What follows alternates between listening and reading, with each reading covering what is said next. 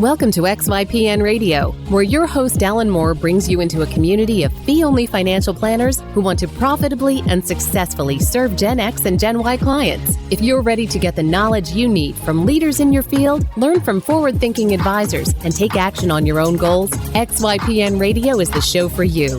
Here's your host. Hello, and welcome to this episode of XYPN Radio. I'm Maddie Roach, your host for today's podcast. Alan Moore is enjoying his sabbatical. I'm excited to have XYPN member Scott Arnold, owner of Impactfolio, a fee-only firm in Denver, Colorado, on the show today. Scott started his career in this industry and worked both at Schwab and an RIA, managing over $200 million of assets. Scott realized just a few years ago that he wanted to offer impact investing to clients on a more broader scale and in a more personalized way. Thus, he opened Impactfolio in 2017. After only a year of being in business solo, he decided to talk to two of his long-term study group members, Julie and Rebecca, about teaming up and joining the firm. It took a few months, but together they drafted an operating agreement that gave each of them equal partnership in the firm and real flexibility to any of them who decided to leave or part from the firm. As its name indicates, Impactfolio specializes in ESG investing, and Scott discusses the role it plays in the conversations he has with his clients and how the investment model has brought in clients. He discusses how he considers offering ESG investments as an extension of his fiduciary responsibility to his clients. In addition to focusing on ESG, Scott and his team offer a flat fee of $5,000 a year paid quarterly, which is a fee structure not many advisors commit to. Scott discusses how his flat fee model has benefited both his firm and his clients, and how it makes him incredibly referable from his CPA COIs. Scott was honest about the challenges he faced in his first year, the decision on why he went from a solopreneur to a partnership structure, why cybersecurity is one of his largest stressors, and where he hopes to take his firm. If you're interested in ESG investing or learning about how to create a sustainable partnership, this episode is for you. XY Planning Network's annual benchmarking survey is out. Are you curious about the average number of clients XYPN members get in their first year, or how successful niches really are? To answer these burning questions and more, we've again enlisted a professional research firm to complete our annual benchmarking study. Get your copy hot off the press and discover vital statistics such as the median advisor revenue by years in practice and sources of firm growth, from referrals to blogging, social media, and more. Head over to xyplanningnetwork.com/study to purchase your copy today. You can find any of the resources we mentioned during the episode at xyplanningnetwork.com/239. Also, be sure to go to xyplanningnetwork.com/VIP to join our private group just for XYPN Radio listeners. It's a community of advisors we've all been looking for that's there to provide support when we need it the most. Best of all, it's free. I encourage you to check it out. Again, that's xyplanningnetwork.com/VIP. Without further ado, here's my interview with Scott Arnold. Hey, Scott, welcome to the show. Hi, Maddie. Glad to be here. Glad to have you. First question is always about you and your firm. Scott, go ahead and paint us the picture of what you've built so far. Okay, great. So we are a 3-person firm. It's myself and my 2 business partners, Rebecca and Julie. So Impactfolio is about 2 years old at this point. It's interesting that we feel like we're in a good position when we talk to prospective clients that between the 3 of us, we have about 55 years experience in the business. So we're experienced, but we're also young in the scheme of things. I'm the oldest at 45. So a lot of advisors in this business tend to be, in their 60s or nearing retirement. So that puts us in a good position. Essentially, I started the firm in late 2017. I was a partner at another registered investment advisory firm. And really, I was already at that point very passionate about impact investing or sustainable investing, and wanted to really jump into offering more impact-related investment strategies for our clients. So ultimately, through some soul searching and researching other firms that were out there, decided to start Impactfolio. So that was late 2017. And then through most of 2018, it was getting the firm up and running, getting registered, bringing over. I had some clients follow me from my previous firm, and really quickly realized that it's hard to do everything. It's hard to be a good financial planner, asset manager, run a business, still be a good husband and father as well. It worked out perfectly that Julie and Rebecca, the three of us have known each other for years. We're all three in a financial planning study group that we started about 6 years ago. So throughout kind of the second half of 2018, we really started having more in-depth conversations about potentially teaming up.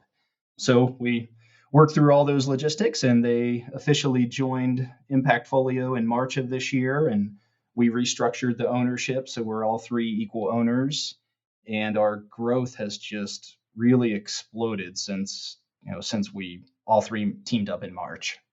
Wow, there is so much to dive into with all of that. I want to hear about that decision. I want to hear about how you've split up ownership. We just had Michelle Smallenberger and her team on the podcast just a couple of weeks ago, who also recently absorbed two different member firms and did an equitable partnership as well. And so this is a theme that we're picking up on. So before we get into all of the good stuff, give the listeners some perspective on how many clients you serve, what asset level are you managing, and what kind of service models do you support at Impact Folio? So right now, we currently have two pricing structures or service models. We're still doing hourly financial planning.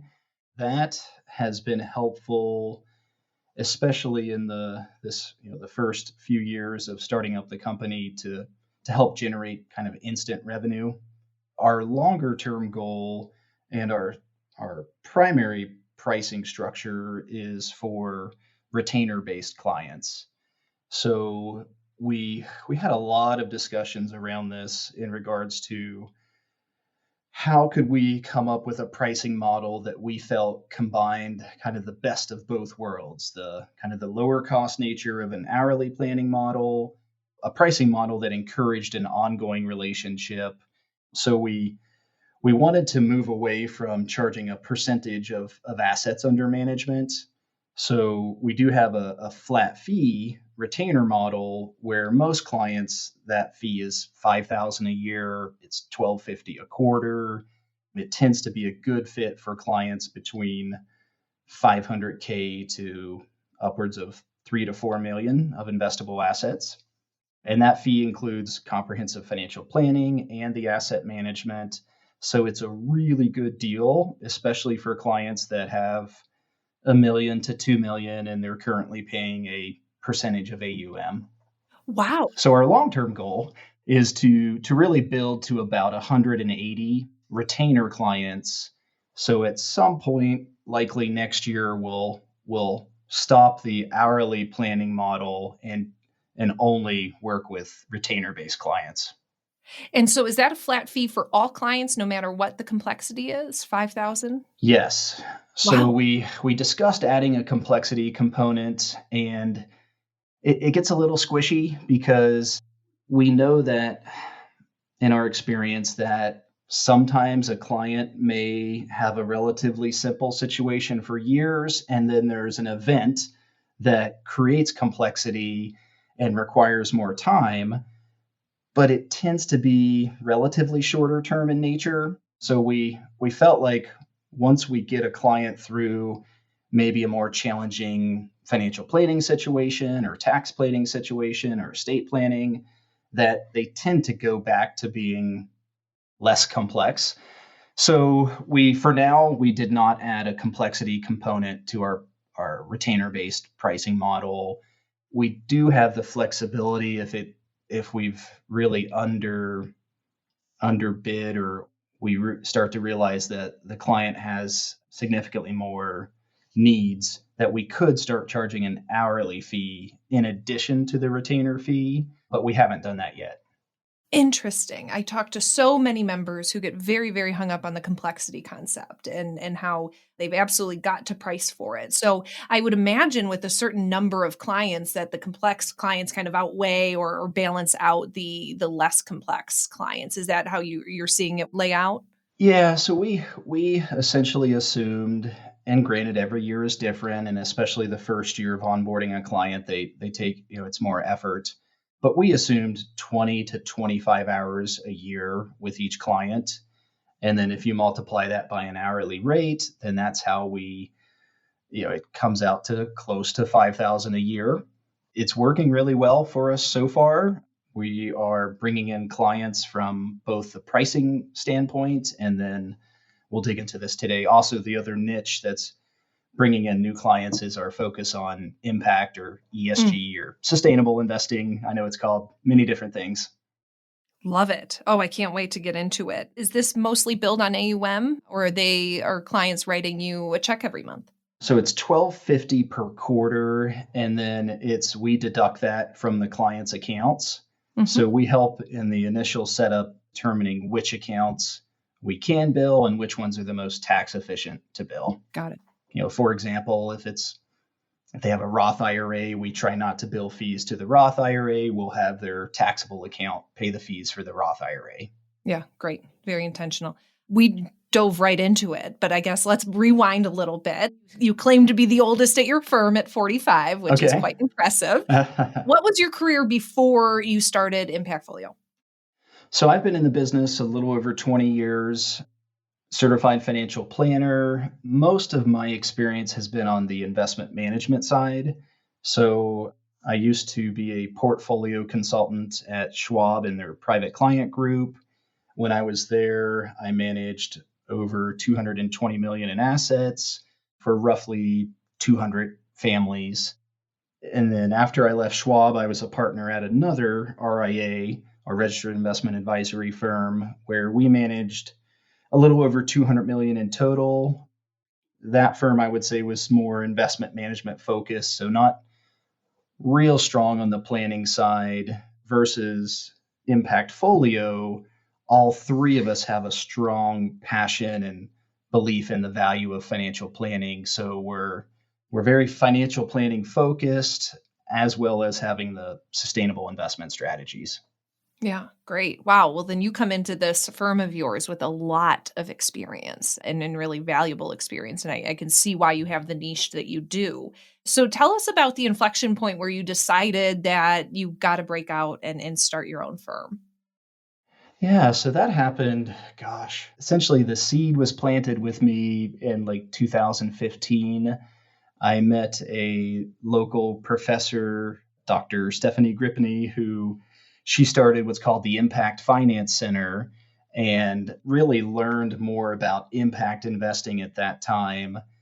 And at that time, I had some of the incorrect false perceptions that if you invest this way, you're going to experience higher costs and lower returns. And really, she helped me to see the light that that's absolutely not the case. So that spark was lit inside of me back in 2015, and it just took me, a good 3 to 4 years before I could find the right path to either join a firm that was focused on impact investing, or if I couldn't find a good firm, I decided I would start my own.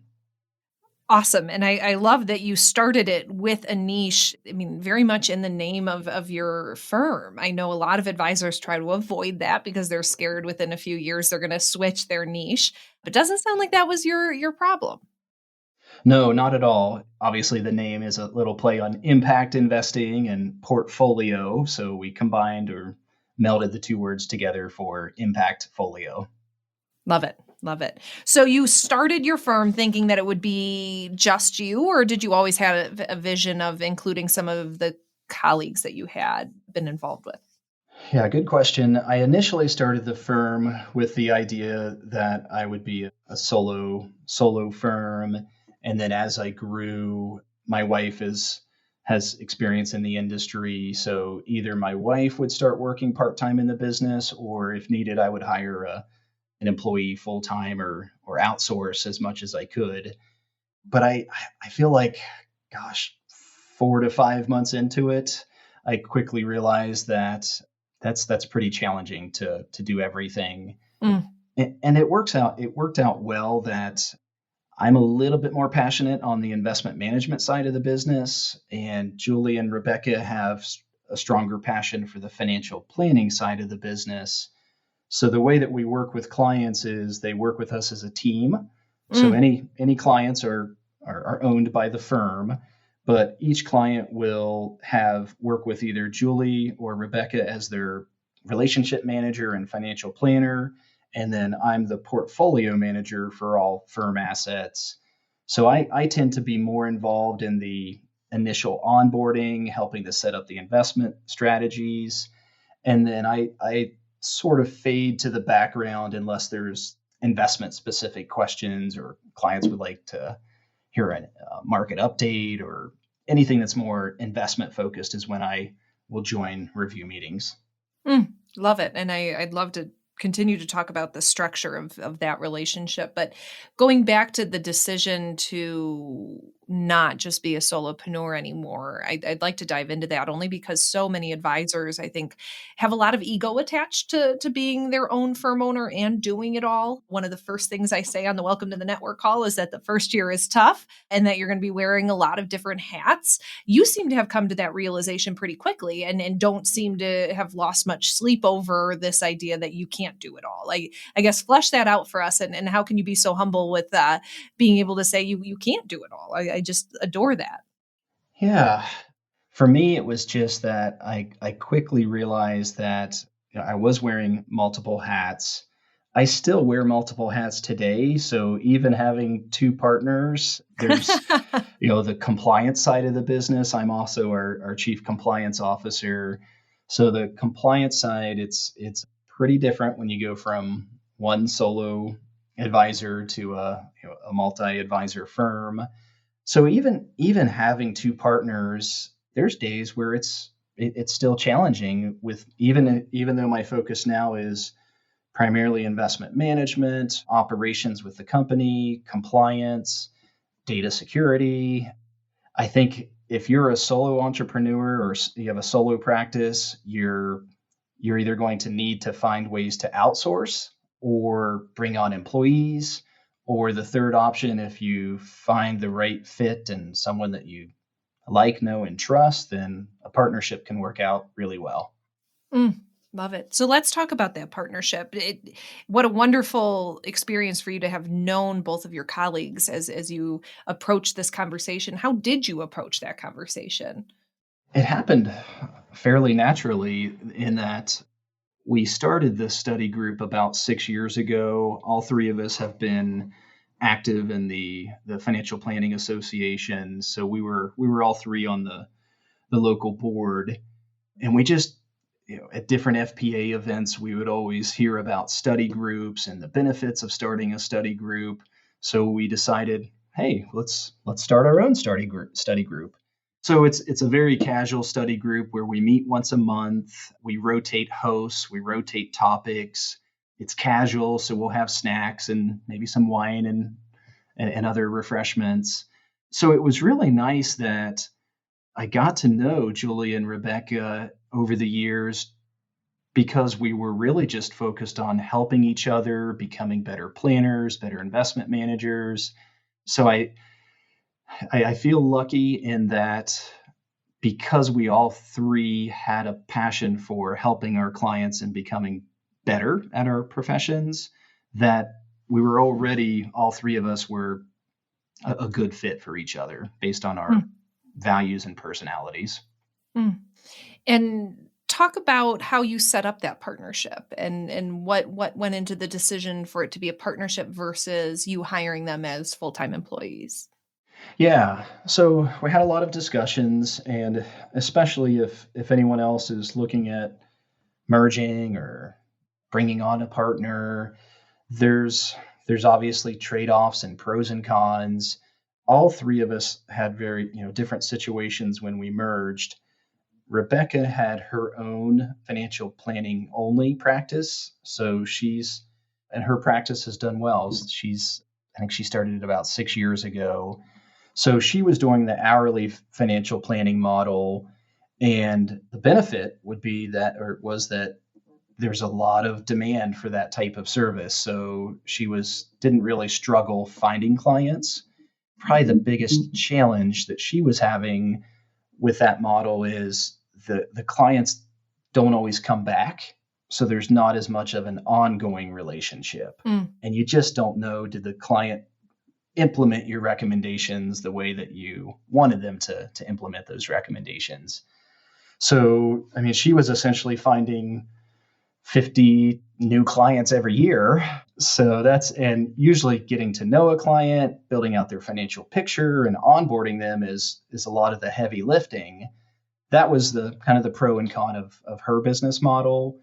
And part of the reason why we liked the idea of teaming up, so that we could create a model that encouraged that ongoing relationship, but moved away from that paying a percentage of assets.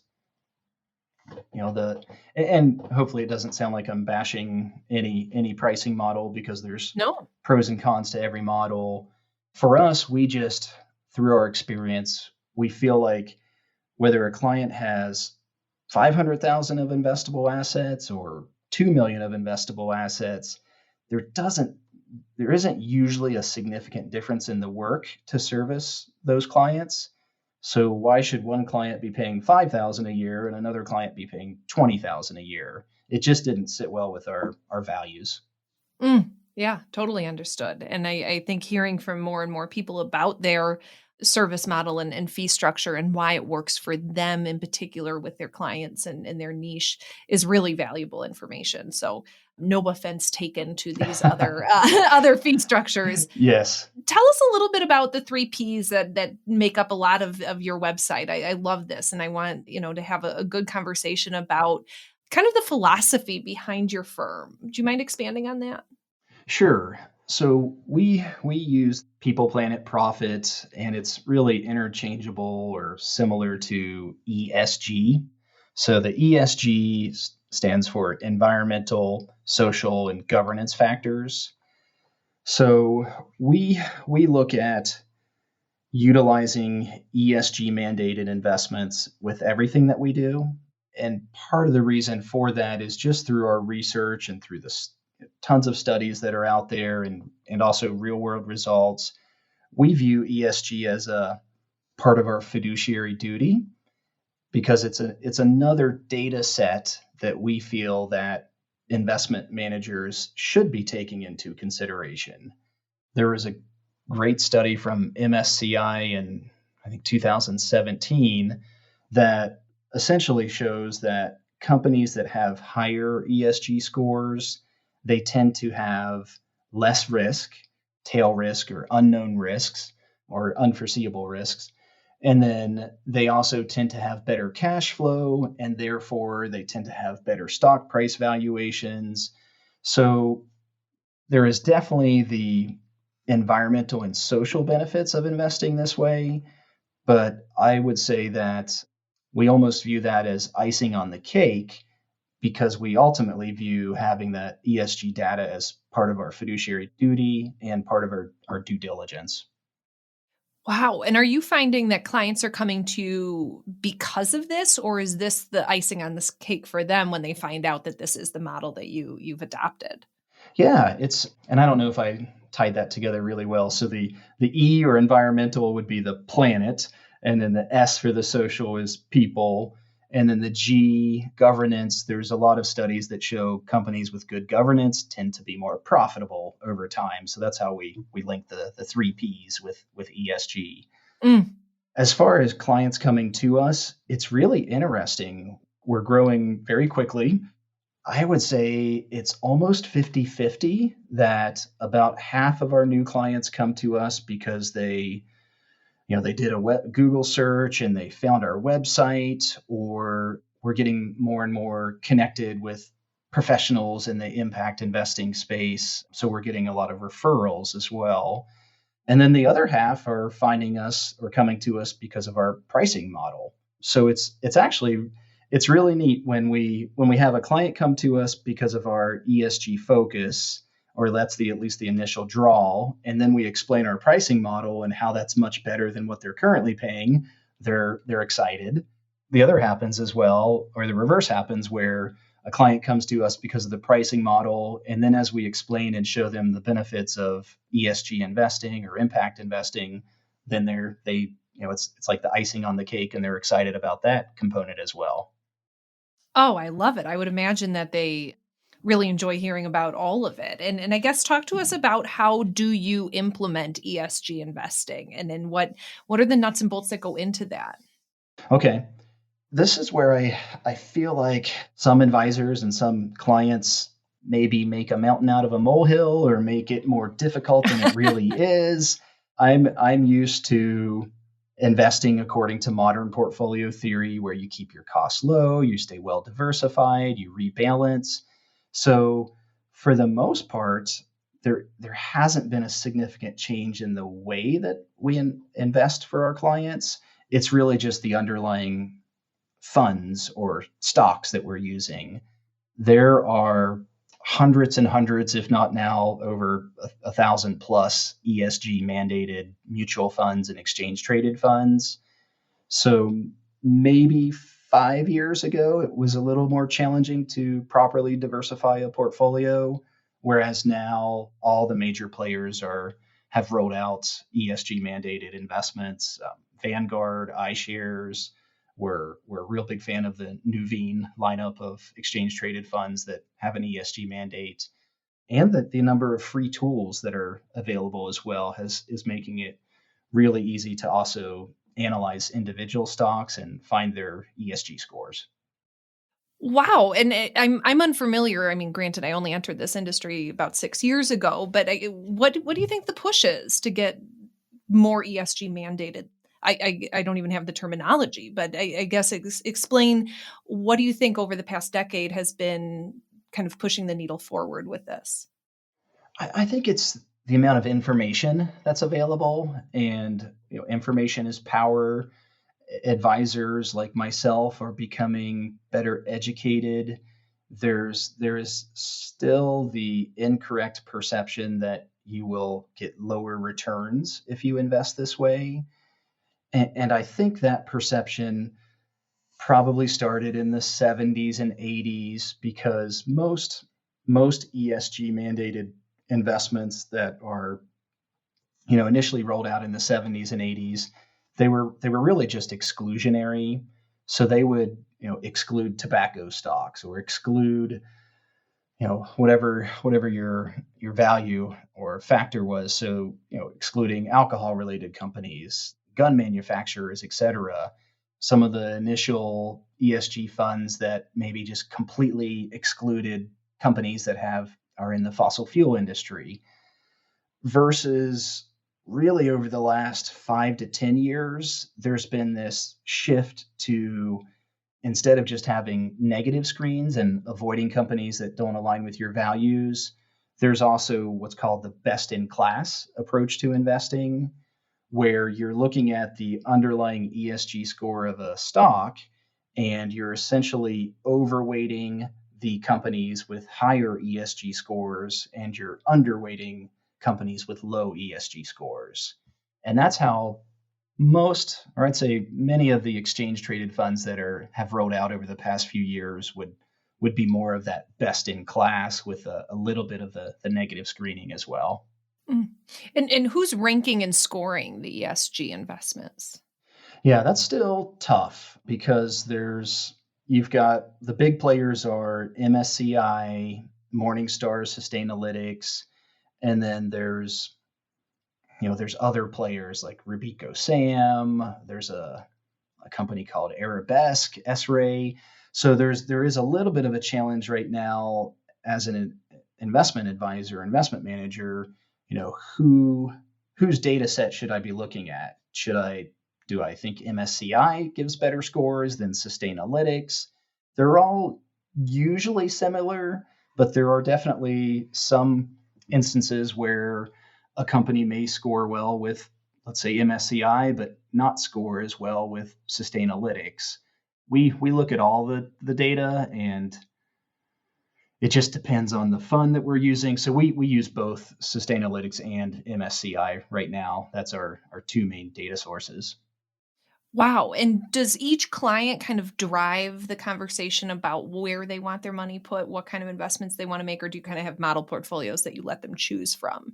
Yeah, so we have model portfolios. We felt that in order for us to offer such an attractive pricing structure, that we can't build custom portfolios for every client.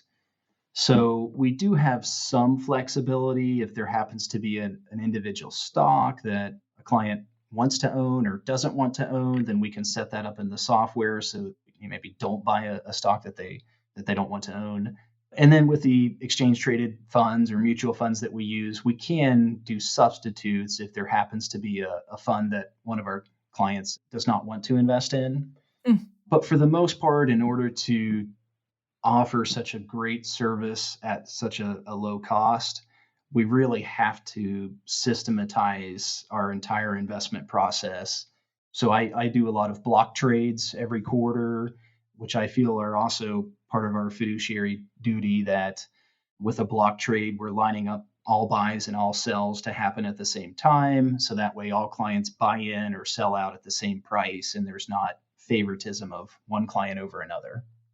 Wow, fascinating. What other things have you systematized to be able to justify keeping your price point where it's at? This past year or this year, we've spent a lot of time on systematizing our onboarding process. Mm. So we use Wealthbox as our CRM.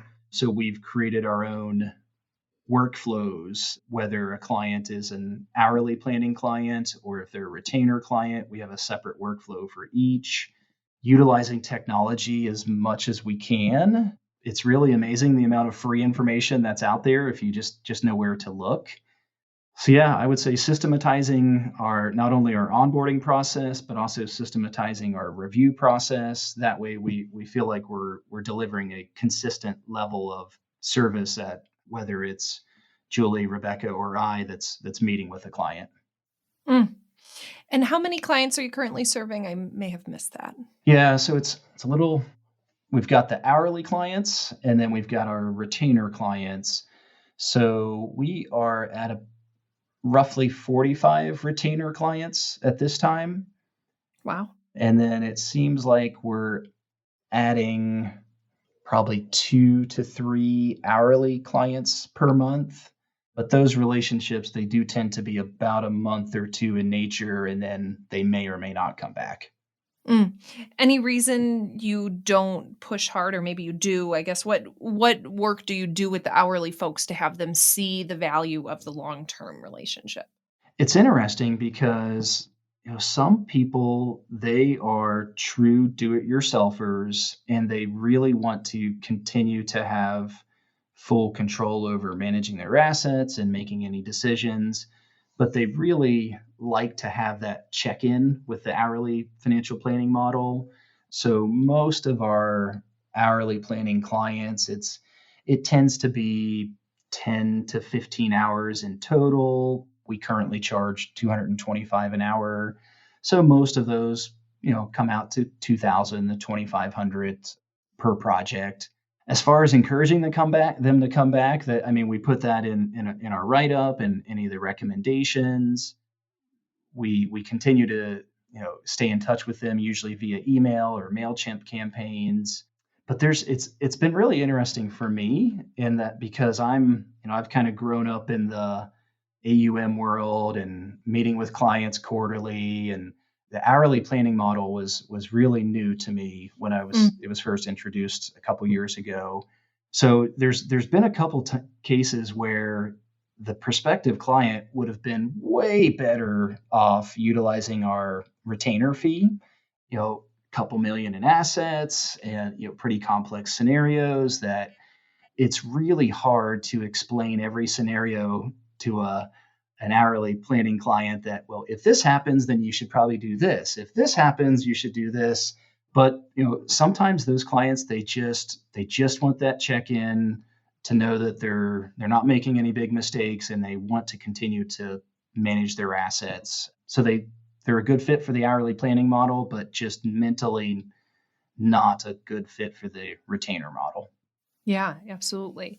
I'm interested. You've grown quite a bit in the 2 years that you've been up and running, and given your partnership with two other individuals, you want to get pretty big in terms of the number of relationships that you want to manage. What kind of capacity do you think the team of three currently has, given kind of the scalability of what you've laid out already? Yeah, we have good capacity. It is interesting because I'm probably the bottleneck in our current structure. I shouldn't say probably, I am the bottleneck because I already have a little bit over 20 existing relationships, so I'm continuing to be the point person for those relationships, whereas all new retainer clients are going to either Julie or Rebecca as the relationship manager. But in the onboarding stage, I'm joining all those meetings to help with, bringing on the client, explaining how we invest, helping to determine what investment strategy or blended strategies we should use. Yeah, it'll be interesting over the next few years to see it as we continue to build up our retainer clients and shift away from the hourly planning clients. It's almost like I'm going to be at full or close to full capacity as we're building up. But then once we decide to cap our practice at approximately 180 retainer clients, then it should be more reasonable for everybody. One thing that I would like to say is the hourly planning clients have been really helpful because right now, Julie and Rebecca, so they're onboarding retainer clients and they're also the ones creating any plans for our hourly planning clients. Mm. So that's keeping them busy and also helping with current revenue as we continue our focus on growing retainer clients. Yeah, absolutely. I totally see the value in incorporating hourly planning as you build the business, and definitely servicing a certain type of client that just needs that. Hmm. Where are most of your clients coming from? I heard you mention referrals, and we know that as advisors get into, year 4 and 5, that's when inbound marketing really starts happening, or and all the marketing that you've done over the blogging and things like that on your website. That's where the new clients kind of tick up in those years. But early on, it's really relationship based. Where are you seeing most of your clients come from? It's a combination. I've been really pleasantly surprised the amount of clients that have just found us through the web. We have focused on search engine optimization. We paid 20 over 10 to help us create our social media strategy and our search engine optimization strategy. We're trying to do multiple blog posts per month to help with the SEO as well. So it's yeah, so we have I at first I was skeptical that we would, someone would just do a Google search and find us and meet with us. But we've actually brought on some really nice clients just through finding us on the web. Then from there, it's kind of a hodgepodge of, because all three of us have been in the industry for at least Mm. 10 years each. We already have some pretty good relationships with CPAs, estate attorneys. It's pretty rare to get a referral from an estate attorney. So most of our referrals come from the CPAs that we know. I think a lot of CPAs like our pricing structure. One example would be we have a new prospective client that we're onboarding that she has just at 3 million in assets and she's paying 0.8% per year. So, she's paying 24,000 a year in fees. Mm. So her CPA continues to remind her every time he does her tax return that, hey, you're paying a lot in fees really for just investment management without the financial planning focus. So we've really been trying to meet with CPAs. We actually just sent out a flyer over the holidays and we included holiday glasses so you can look at Christmas lights. So the flyer said, see us differently. And it explained how we operate and how that's different and how we save clients fees. So hopefully come tax time next year, we're still in the back of those CPAs' minds when they, sit down with a client that's paying 20, 30,000 a year in investment advisory fees. Wow. Any other tips for kind of fostering those relationships. We hear a lot of advisors talk about wanting to get a good, strong center of influence group around them and then be able to tap them for referrals. I suppose, how did some of those conversations start? I mean, did you literally ask for the referral? Now it sounds like you're sending great marketing information over to them, but any tips on how to foster those relationships? Yeah, I think you need to stay in touch with your CPA network, whether that's and especially during times when they're not super busy and there's not a looming deadline. So, over the summer months, take them out to lunch. If there's any joint clients that you have, I feel like that is a golden opportunity to prove yourself to the either the CPA that you already know, or if it's a new client and you're starting to interact with their CPA. We're very tax planning focused, so we like to coordinate with their our client's current CPA, and that is just such an easy or great opportunity to build a relationship with a CPA versus doing some type of blanket solicitation. Yeah, totally. Great advice and really interesting dynamic that you've set up that you really do become super referable when folks are familiar and understand your pricing structure.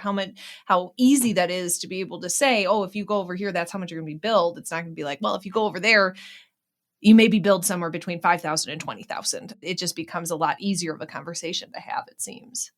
Right. And it's with our pricing model so far, the challenge that we have incurred a couple times is if a new prospective client if we can tell that they have a really complex situation and they've got 8, 9, 10 million net worth, and they're starting to really get out of our service model. So we haven't done this yet, but we do have some other larger RIAs here in Colorado that have that impact investing focus, that we may refer that prospect to them. And then the other kind of the side benefit is for some of those larger RIAs, they have an investment minimum of say 5 million. So we would gladly work with their $1 million D level clients any day of the week. So we're starting to build some good relationships with other just larger RIAs that we can refer to them and they refer to us when it's not the right fit. Smart. Reciprocity is an amazing thing. Yes. Let's talk about how you, Julie, and Rebecca run the business day to day. I'm really interested in that. Are you in the same office 9 to 5 with them? So we all three work from home, and then we have a central office location. So we use a shared office space, which was quite the process to find the right shared office space for us, because we felt like a lot of the shared office spaces that have rolled out recently they're really cool, they're exciting, they're hip, but they're just not the environment that we want, not quite as professional as we would like to sit down with clients and have privacy and have our own conference room. So we found a really nice location that's in the Cherry Creek area, which is an upscale part of Denver, and the parking is good. So it's really nice that when we have in-person client meetings, we'll meet with the client in the office, but we also have clients nationwide. So we do a lot of virtual meetings. So a lot of our partner meetings, or even if it's a client that lives here in Colorado, it seems like they like to meet in person the first 3 or 4 meetings, and then after that we start meeting virtually most of the time anyway. Wow. So I would say we're probably working from home 3 days a week and then in the office together 2 days a week. Yeah. Awesome. And then are you working the team on a specific cadence of meetings or things like that? Is there a structure to kind of how you run the business? I know I've talked to several advisors who use the EOS model, which is what we use here at XYPN, the entrepreneurial operating system, just for being able to really set your eyes on your 10-year vision and understand where you're going. Any structure or intentionality behind that? So We spent a lot of time on our operating agreement. Mm. We wanted to be different than most other firms in that each partner has had different experiences from leaving other firms and non-solicit or non-compete agreements in place. And we've always felt that it seems like non-solicit agreements are usually put into place to benefit the firm and are more focused on profitability versus what's best for the client and putting people over profits. So we decided that we did not want to have non-solicits in place. Mm. We were able to structure it this way because we're all three equal owners. So essentially what we did is we defined different scenarios in our operating agreement, whether a partner, dies, becomes disabled, divorced, there's another D, disengaged. So there's, these major Ds. And with each scenario, the buyout is structured differently. So for example, if one of the partners decides that they want to leave and set up their own solo shop or go to another firm, then clients can follow that partner. There's hopefully not going to be any animosity over, well, they're the firm's clients and you stole this information or whatever, false allegations that tend to happen in that environment. So the way we did structure that though is if clients follow a departing partner, then the value of their equity is going to be reduced by the number of clients that follow them. And we have preset formulas in place as well. So we decided that we really wanted to address any potential conflict through our operating agreement. And then the other thing that we did, and I'm mind blanking on the name of the book. Oh gosh, I have to find it. We essentially created it's a non-legal document, but it's a document between the three of us as partners that is meant to spell out how we're going to communicate with each other, how we're going to handle conflict. So essentially we read the book. It was actually another XYPN member had suggested it. So we read the book and then we found the kind of the workbook or worksheet to create your own partnership agreement. Oh, wow. That's fascinating about the operating agreement. And it sounds like it was a real dialogue that you had between you and Julie and Rebecca to be able to be really honest and bring to the table each and every one of their experiences, having kind of gone through their own issues with departing firms. Did you use a template for that, or was that really all kind of self-written? It was a template. And our goal, we're now talking about establishing our first annual partner retreat. So likely in January, we're going to take a couple of days off and meet somewhere out of the office, kind of remove any client or other day-to-day distractions and revisit some of these things, such as our partnership agreement, kind of revisit, how did the first year go? What did we do well? What could we do better? So really looking forward to having our first partner retreat in January. Yeah, I've been a big fan that Michael and Alan over the past 5 years that I've worked with them, even when we were only a team of 4, we took time to meet up and spend several days together in a retreat-like format, working through any kinks that we had. And given we were a virtual team, an entirely virtual team at that time, 4 of us in 4 different states, the opportunity to pause and work with kind of the collective group in a private setting, a setting that is away from where we traditionally work, really found it to be incredibly valuable. And it's really become part of our culture that on a quarterly basis, we all get together now. All of our virtual staff flies to Bozeman. We close our computers, we really start working, and we even do something called the Ship It Project Day, where we all just work on something random that we've always wanted to work on, kind of cross-departmentally. But it's a really nice time to shake it up and celebrate what we've completed that quarter, but also get really clear on what we're going to be achieving the next quarter. So that's awesome to hear that you're going to include something like that in an annual basis with you and your team. Yes, absolutely. And I did finally find the book that helped us in creating our partnership charter, and it's called the Partnership Charter by David Gage. And I think we just did a Google search and found one of the worksheets that's linked to the book that Wow. has questions or a worksheet that each person completes. First, you complete it by yourself, and then we discuss together and then create our partnership charter together. Beautiful. And how long did that whole process take, would you say? A couple months. So that was happening at the same time as we were working on our operating agreement, trying to determine our pricing structure, and then also just, exploring, would it be a good fit for all three of us to team up as well? Yeah, absolutely. Scott, I have started to ask this question just because I'm really interested in it, especially for those of you who are kind of advanced in growing your firms. But what keeps you up at night about this? What is your biggest concern about your firm right now? Well, because I'm the compliance officer, I would say compliance and data security, it probably keeps me up the most, or that I worry about the most. We all three watched a webinar about 2 months ago, which was really fascinating. It was a webinar put on by a gentleman he's an ethical hacker. So financial services companies will hire him to see if he can hack into their system and find any weak points.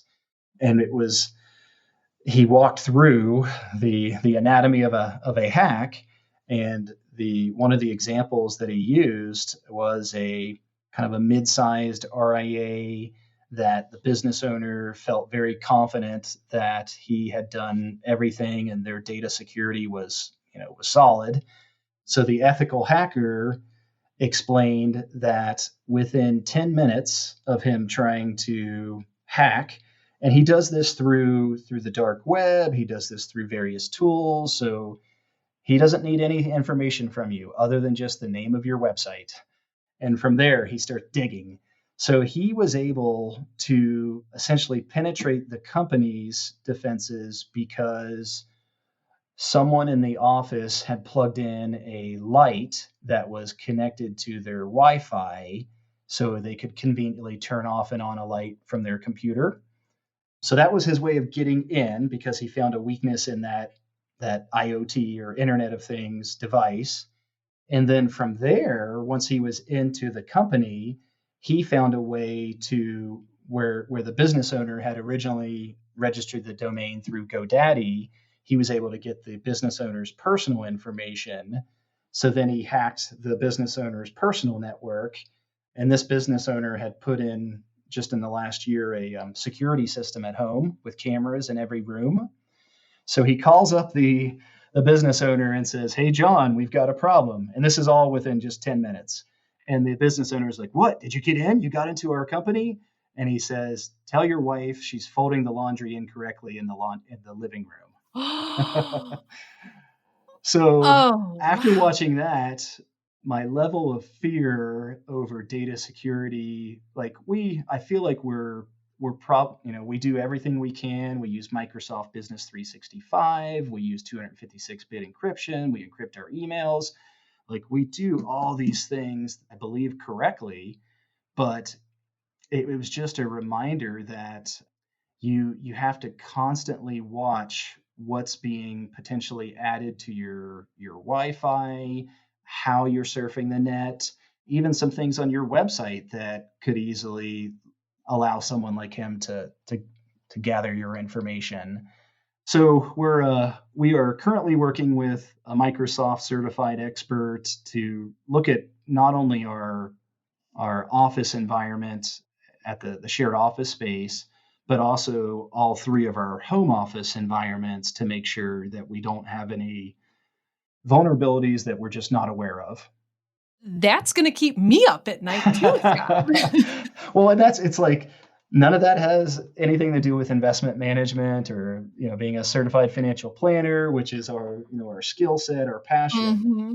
So that is just another one of those hats that if you're a solo advisor, that's where you have to be, investment manager, financial planner, compliance officer, data security officer, and find new clients. So you've got to be a good marketer as well. And granted, you can outsource a lot of those functions, but that's kind of leads back to one of the reasons why I was really seeking other partners in 2018. What a fabulous conversation, Scott. I personally learned so much. I think the listeners are going to really enjoy this. I can't wait to share this with some advisors who I know have thought and talked about a few of the different things we talked about this hour. But Scott, congratulations on building the firm that you have. And Julie and Rebecca also, congrats on how you're doing this and the kind of imprint and difference you're going to make in people's lives. I feel just how inspired you were during this conversation must really translate to the delivery of your services to your clients. Thank you. I just wanted to say thank you to you, Maddie, and to XYPN, joining XYPN to help launch our firm, and the continuing compliance help and the technology help, the forums, there's so many tools that XY provides that I'm a cheerleader for you guys, and I'm always out there, especially talking to other advisors that are considering going out on their own or starting their own firm, that they need to check out XYPN. Oh, awesome, Scott. Well, they certainly should check out this podcast too if they want to build a firm like yours. Thank you so much. I can't wait to hear the feedback from our listeners on this topic. I hope we can speak again, Scott. Have a good one. Thank you. XY Planning Network's annual benchmarking survey is out. Are you curious about the average number of clients XYPN members get in their first year, or how successful niches really are? To answer these burning questions and more, we've again enlisted a professional research firm to complete our annual benchmarking study. Get your copy hot off the press and discover vital statistics such as the median advisor revenue by years in practice and sources of firm growth, from referrals to blogging, social media, and more. Head over to xyplanningnetwork.com/study to purchase your copy today. Be sure to join our VIP community at xyplanningnetwork.com/VIP to hang out with other XYPN radio listeners, ask questions for future mailbag episodes with Alan and Kitsis, and finally, to find a community of like-minded financial advisors. Thanks so much for joining me today. We'll see you next time. You're not alone, and you're not crazy. It's scary starting, building, and growing your own financial planning firm. And that's why we put together a free private community just for you, the Cutting Edge Financial Planner. Go to xyplanningnetwork.com/VIP or text XYPN Radio to 33344 and join a network of thousands ready to change the lives of Gen X and Gen Y clients.